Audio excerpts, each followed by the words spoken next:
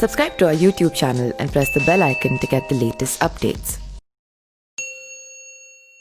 पाकिस्तान की इस मंडी का शनिवार को जिक्र कर संयुक्त राष्ट्र महासभा में भारतीय सचिव विदिशा मित्रा ने पाकिस्तान के वजीर आज़म इमरान खान के कश्मीर पर सफ़ेद झूठ को सिर्फ बेनकाब नहीं किया बल्कि वैश्विक मंच पर पाकिस्तान को नंगा भी कर दिया। भारत में जगह जगह पर मंडियां लगी दिखी जाती हैं, कहीं पर ताज़े फलों की मंडी होती है तो कहीं पर सब्जियों की।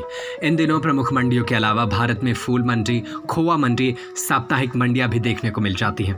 हालांकि अगर कोई आपसे कहे कि एक मंडी दुनिया में ऐसी भी है जहां सब्जी फल नहीं बल्कि बंदूकें और बमें बेची जाती हैं तो आपको कैसा लगेगा? इस मंडी का शनिवार को जिक्र कर संयुक्त राष्ट्र महासभा में भारतीय सचिव विदिशा मित्रा ने पाकिस्तान के वजीर आज़म इमरान खान के कश्मीर के मुद्दे पर सफ़ेद झूठ को न सिर्फ बेनकाब किया बल्कि वैश्विक मंच पर पाकिस्तान को नंगा भी कर दिया। उन्होंने इस दौरान दर्रा आदम खेल का जिक्र किया। यही नहीं, उन्होंने इमरान खान को लगभग लताड़ लगाते हुए इमरान खान को एक क्रिकेटर थे और एक जेंटलमैन गेम में विश्वास रखते थे। उनका भाषण असभ्यता के चरम पर पहुंच गया है जो दर्रा आदम खेल की बंदूक की तरह है। दर्रा आदम खेल पेशावर की कुछ ही दूरी पर पहाड़ियों से घिरा एक कस्बा है। दशकों से यहाँ आपराधिक गतिविधियाँ हो रही हैं। हालांकि ये जगह पूरे विश्व में हथियारों की कालाबाजारी के लिए मशहूर है, लेकिन इसके तस्करी, ड्रग्स के धंधे के लिए जाना जाता है। यहाँ पर कार चोरी से लेकर के विश्वविद्यालय की फेक डिग्रियाँ तक बनाई जाती हैं। यहाँ दर्जनों हथियार के कारखाने जहाँ चीनी पिस्तौल की क्रूड कॉर्पियो से लेकर अमेरिका की M16 ऑटोमेटिक राइफल और क्लासिनिकोव राइफल बनती है। इन्हें अंतर्राष्ट्रीय बाजार से बेहद ही कम कीमत में बेचा जाता है। कहा जाता है कि दुनिया भर में सबसे महंगे राइफलों में क्लाशिनिकोव दर्रा आदमखल बाजार में स्मार्टफोन से भी सस्ते दामों पर मिल जाते हैं।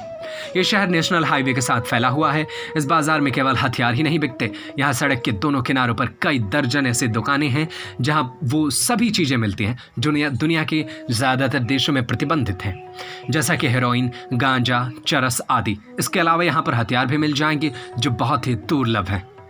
इस शहर का इतिहास खून से भरा है। सबसे पहले इस शहर ने खून देखा जब ब्रिटिश आर्मी यहाँ के गांव वालों की लड़ाई हुई। इसके बाद 40 दशक में इस शहर में पठानों और सिखों का खून बहा।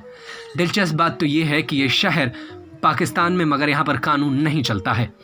इस शहर के पहले जो पुलिस चौकी पड़ती है वो शहर में घुसने से पहले ही चेतावनी देती है कि इस शहर में पाकिस्तान का कानून नहीं चलता है और पाकिस्तान सरकार की आपकी सुरक्षा की जिम्मेदारी नहीं लेती है। इस इलाके में पश्तून वाली लोगों का कानून चलता है, वही यहाँ पर हर चीज़ का ख्याल रखते हैं।